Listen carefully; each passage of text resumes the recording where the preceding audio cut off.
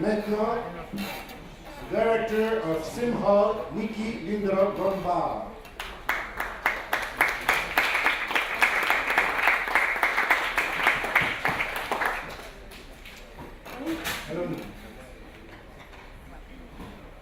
In watching your films, I always have the feeling the puppets are actors and their play is one of the main objects. The way they behave, the way they stand, is one of the main objects of the film. I have the feeling they are carrying with them a tension, a discomfort that I feel very strongly. I would like you to explain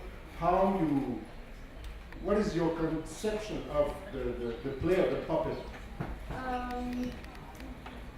Well, I kind of wanted to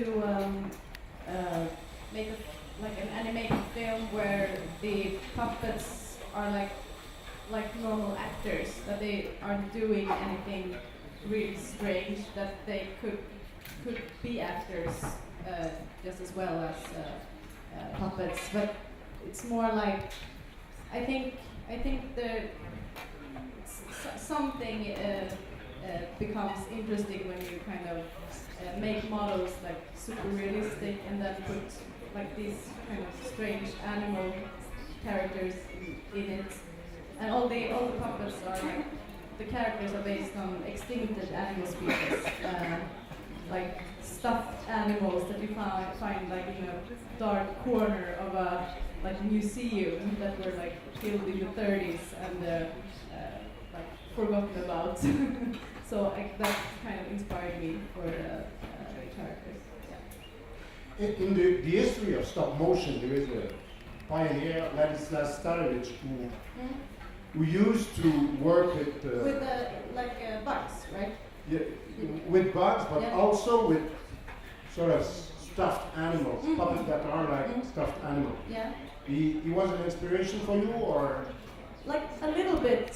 I think I haven't seen his work for like a few years, but I was really inspired by, at least I really liked that, I don't remember that film's name, but it was like with bugs, and they were like traveling with tiny wagons and lived in the city, and it was super weird. Maybe Cameraman's Revenge? Maybe, yeah. Okay. Yeah. And for Todd and Todd, you use the same kind of puppet, the same kind of character. So, yeah.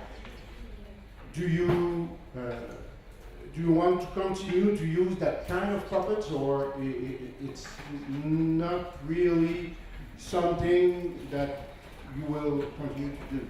I don't know actually. Maybe not now, maybe not for the next project, because I felt that I kind of like got where I wanted with this film. Because with Tord and Tord, I kind of I wanted it to be kind of like a horror kind of movie, but it didn't turn out that way. It was very like more cute, and with this film, I kind of wanted to step in that direction even more with like.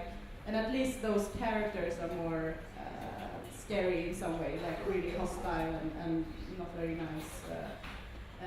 And maybe things tend to get a little bit more dramatic as well in this one. So I feel that with these two films, I kind of feel very satisfied with this kind of aesthetics and this kind of thing. But I don't know, maybe I don't know if I have. I really hope that I will try something else next time, but I can't promise you. Do you have the dialogue when you begin the animation, or it will change? Or? Yeah, I had the dialogue in the beginning, but then we kind of, because then the actors had to read it before they had seen everything, or anything obviously, so, and I felt that they weren't really, present, so I know I was kind of satisfied with the actors before I started making the movie, but I mean the things that they said then. But then when I made the animation, I felt that I had to record them again, basically, because but they're saying quite the same things. We changed a few words here and there. Yeah. Okay. Des questions de la salle, questions from the audience? Martin? I'm curious about your use of the anthropomorphic characters. You chose an animal species, but I'm not quite sure why you chose that particular species. And what did you want the anthropomorphic qualities to bring to the Sorry, the what? Well, that's just animals with unique traits. Yeah.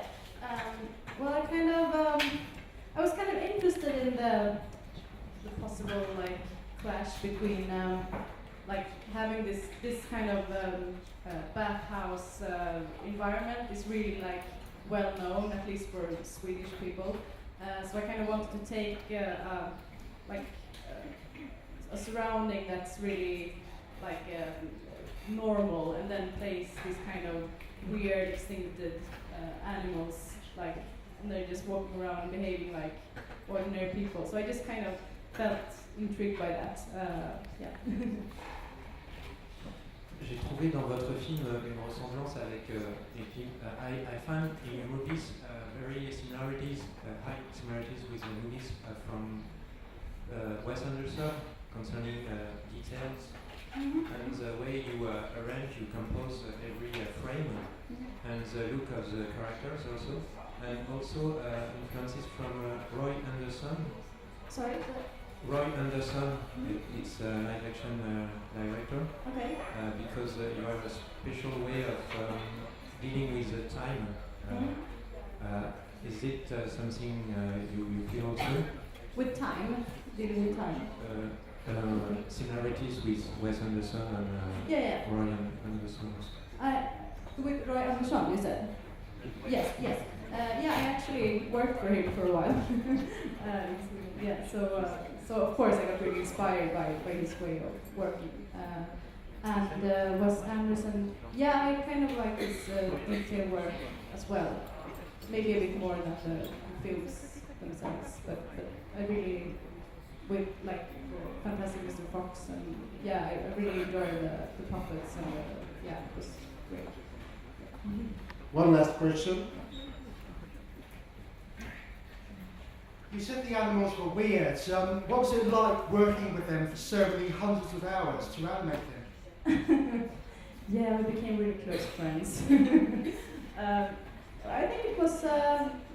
I think Tord and Tord was more of a. My last film was much harder to do, like in many ways, but especially because now I had one more animator, because there are obviously so many characters at the same time, so we had to be 2 people animating, and that was just such a nice experience compared to working alone, because everything else is so lonely being an animator. So that was really, I had a really nice time actually, and I'm really surprised that they worked out so well, because I don't have that much experience in making puppets, so I was just like keeping my fingers crossed that they wouldn't break, and they kind of didn't.